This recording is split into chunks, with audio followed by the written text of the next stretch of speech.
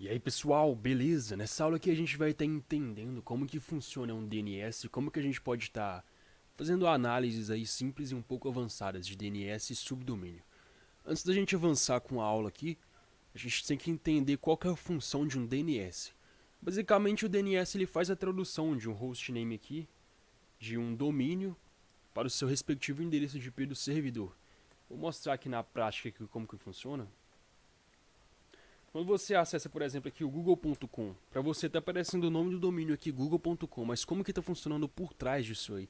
Por trás está lá o servidor de DNS rodando, então quando você faz essa conexão aqui com o site do Google, é enviado a requisição para o servidor de DNS, e o servidor de DNS define qual que é o IP do servidor que está a página google.com, voltando para a gente o resultado do site. É bem simples de entender aí, não é nada de difícil, nada de super complexo aí. O conceito é basicamente esse, é bem simples. Claro que eu dei uma resumida bem grande aqui, uma super resumida eu diria, mas é basicamente assim que funciona de forma literal.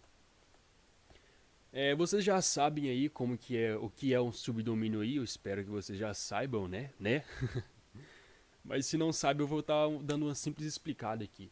Um subdomínio é como se fosse um site ou um servidor sobre um domínio principal. Então você tem aqui um exemplo, o smtp.facebook.com, ou sei lá, login.facebook.com, m.facebook.com.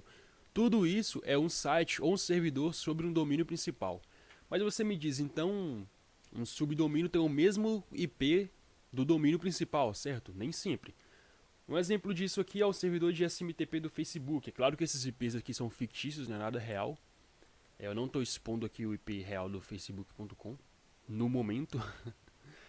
Mas aqui esse exemplo aqui que a gente está vendo aqui é mostrando aqui que um subdomínio nem sempre tem o mesmo IP, nem sempre direciona para o mesmo IP do servidor principal, entendeu? Ele pode estar só hospedado ali na mesma página do domínio, mas o servidor de DNS é diferente ali e será outra página, outro servidor totalmente diferente. Na análise de DNS, a gente tem as seguintes consultas simples aí, as seguintes consultas básicas aí, que são as mais usadas aí nesse mundo do pentest aí. Que é a consulta tipo A, que quando você envia uma solicitação para requisitar, perdão, quando você envia uma solicitação para o servidor de DNS pedindo informação tipo A, mandando um pedido tipo A, você está pedindo o IP do servidor daquele domínio. Então você fala, qual que é o IP do servidor do domínio? Eu estou mandando uma questão tipo A. Aí o servidor vai lá e responde, então aqui, esse é o servidor do domínio, é o IP do domínio. A gente também tem o tipo AA, que no caso é a mesma função do tipo A, só que a diferença é que ele responde no IPv6. Então no A ele responde IPv4, que é o IP, sei lá, é 0.0.0.0. E no tipo AAA ele já responde na versão do protocolo IPv6, que já entra em números e letras aí. Por que isso é importante? Porque nem sempre um servidor está utilizando o IPv4, às vezes ele só usa IPv6. E assim vice-versa, tá? Às vezes o servidor não usa IPv6, só usa IPv4. E assim você tem essas duas opções de consultas aí que é bem legal de trabalhar. Você também tem um tipo de consulta NS, que no caso ali você está requisitando apenas os servidores de DNS ali, os servidores que estão redirecionando o tráfego para o respectivo IP do servidor do domínio ali, que é algo bem legal de trabalhar, que imagine um exemplo. Você consegue invadir de alguma forma o servidor de DNS do Google e consegue redirecionar todo o tráfego ali enviado para o domínio google.com para uma página com uma deface sua aí. O que é uma deface? Uma página, sei lá, escrito você foi hackeado, algo do tipo. É o que mais ocorre aí no mundo dos websites aí, web application hacking. Então isso aconteceu, teve um ano que isso aconteceu, lembrando aqui, que um cara foi lá e invadiu de certa forma o servidor de DNS do Google do Brasil e todo o tráfego enviado para o google.com.br era redirecionado para outro site, um site contendo a imagem de um anime lá e a mensagem, sei lá, você foi hackeado. Isso acontece muito, já aconteceu com o Wikileaks também, já tiveram um servidor de DNS hackeado, e é bem legal que a gente possa trabalhar obtendo essa informação do servidor de DNS, que caso tenha alguma vulnerabilidade ali, a gente pode realmente invadir esse servidor e redirecionar o tráfego ali. Então, quando a pessoa, por exemplo, acessa facebook.com, se você hackear o servidor de DNS do Facebook Brasil, toda pessoa brasileira que acessar o Facebook vai ser redirecionada para outro site, não para o facebook.com oficial, entendeu? É bem legal trabalhar com isso. E a gente também tem Tipo de consulta CNAME, que a gente pega o apelidinho ali do hostname, que a gente vai entender um pouco mais pra frente. E para finalizar aqui, o tipo de consulta MX, onde você obtém ali os servidores de envio e recebimento de e-mail de um tal servidor. Então, por exemplo, esse servidor utiliza o smtp.site.com, um exemplo aqui. A gente consegue capturar ali qual que é o servidor que está recebendo essa informação de SMTP e também enviando informações de SMTP. Mas vamos para a prática, ver como isso realmente funciona ali por trás dos panos. Eu vou estar aumentando a tela aqui do meu terminal aqui, para facilitar para vocês verem aí. E a gente vai estar utilizando a ferramenta Dig, ou Dig, eu não sei como se pronuncia corretamente, mas eu vou falar Dig. Essa é uma ferramenta completa para investigação de DNS. Então aqui você tem várias opções para investigar o DNS de um domínio aí. É uma ferramenta bastante interessante, bastante antiga também. Se eu não me engano, vem por padrão em toda distribuição Linux aí, ela já vem instalada por padrão. Então é bem legal trabalhar com ela porque ela é bem simples e funciona perfeitamente.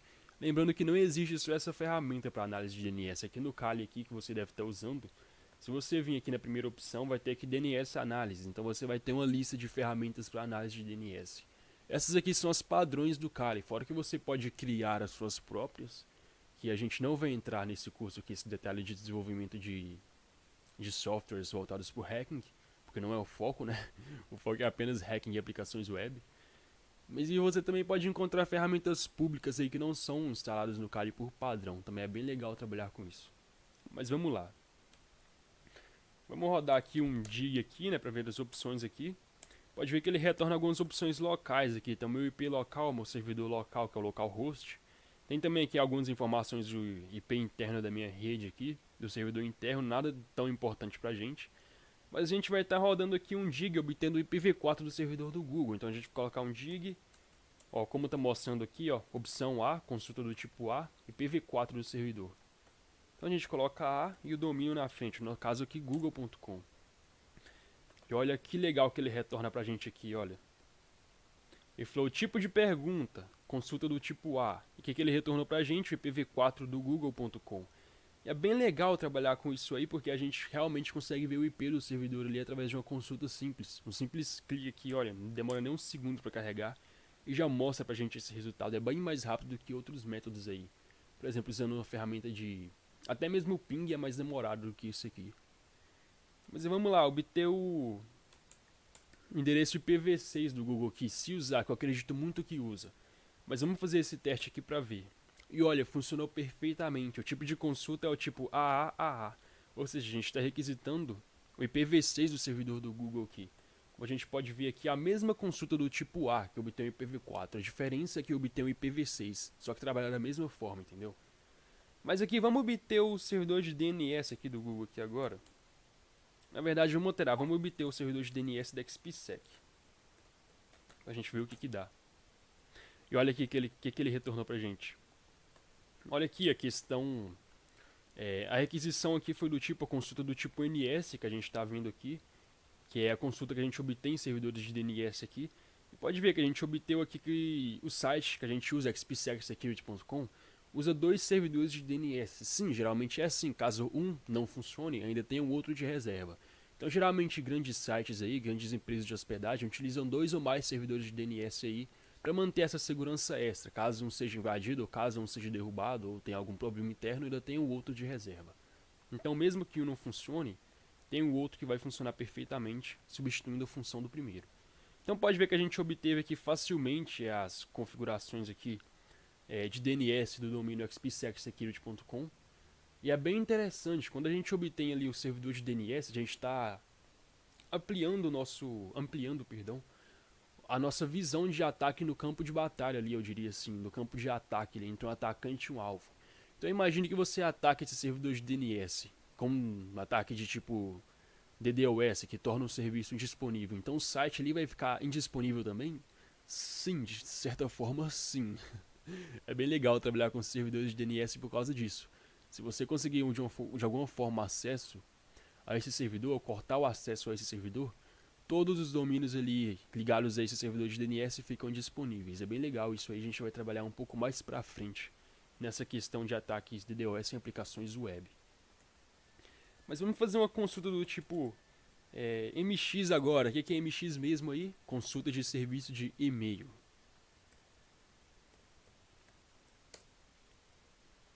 Retornou pra gente aqui. O tipo de consulta MX, beleza, perfeito. E olha o servidor que a gente está usando aqui, ó, mail.xpsecSecurity.com. Então deu para entender como que funciona mais ou menos o serviço de DNS. Ele converte o domínio aqui principal, na verdade o domínio, o subdomínio principal, ele converte ali o nome do host ali e seta aquilo, enviando toda a conexão para aquele domínio para o servidor principal. Então, tipo, o servidor do Google está hospedado em servidor X, então ele vai ver, quem que é o servidor de google.com? O servidor X, então vamos retornar aquilo para o cliente ali no caso. E é bem simples o conceito de servidores de DNS. E você lembrando que você não pode usar, na verdade pode, mas tem outras ferramentas aí de análise de DNS aí, que você pode estar utilizando aí muito bem aí, algumas mais simples, outras mais complicadas. Mas um exemplo simples que a gente usou aqui agora foi o Dig, que é uma ferramenta bem simples aqui que a gente pode fazer a análise de DNS aí. Análise bem interessante. Lembrando que esses aqui são só alguns tipos de consultas de DNS simples aqui. Tem outros tipos de consulta, só que é menos usado aí. Talvez você nem encontre um servidor que use esse tipo de consulta. Esses aqui realmente são os principais mais usados. E também são os que a gente precisa de informações durante um pentest aí. A gente precisa dessas informações básicas durante um ataque aí real, em um ambiente real. E são muito úteis essas informações. Rodando aqui sem nenhum tipo de consulta, rodando apenas o DIG e o nome do domínio, a gente obtém o IP do servidor. Ele faz esse scan, diria assim, um scan padrão. Do tipo A, obtendo o IPv4 do servidor, e do tipo NS, obtendo o endereço de DNS desse servidor. Então espero que tenham entendido aí esse conceito de como um DNS funciona e como fazer a análise simples de DNS. Na próxima aula, que é a parte 2 dessa aula, que a gente vai ver como que faz a análise de subdomínio aí, como que funciona o subdomínio na prática e como explorar um subdomínio aí de forma maliciosa, eu diria assim. Muito obrigado e até a próxima aula.